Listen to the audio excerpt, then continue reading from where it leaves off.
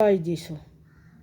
তখন স্বর্গরাজ্য এমন 10টি কুমারীর তুল্য বলিতে হইবে, যাহারা আপন আপন প্রদীপ লইয়া বরের সহিত সাক্ষাৎ করিতে বাহির হইল। তাহাদের মধ্যে 5 জন নির্বুদ্ধি আর 5 জন সুবুদ্ধি ছিল। কারণ যাহারা নির্বুদ্ধি তাহারা আপন আপন প্রদীপ লইল, সঙ্গে তৈল লইল না।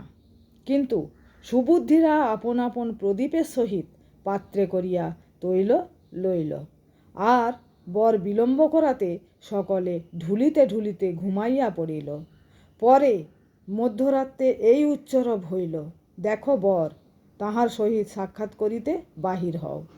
তাহাতে সেই কুমারীরা সকলে উঠিল এবং আপন আপন প্রদীপ সাজাইল। আর নির্বুদ্ধিরা সুবুদ্ধিদিগকে বলিল, তোমাদের তৈল হইতে আমাদিগকে কিছু দেও, কেননা আমাদের প্রদীপ নিবিয়া যাইতেছে। কিন্তু সুবুদ্ধিরা উত্তর করিয়া কহিল, হয়তো তোমাদের ও আমাদের জন্য কুলাইবে না, তোমরা বরং বিক্রেতাদের নিকটে গিয়া আপনাদের জন্য ক্রয় করো। আমেন।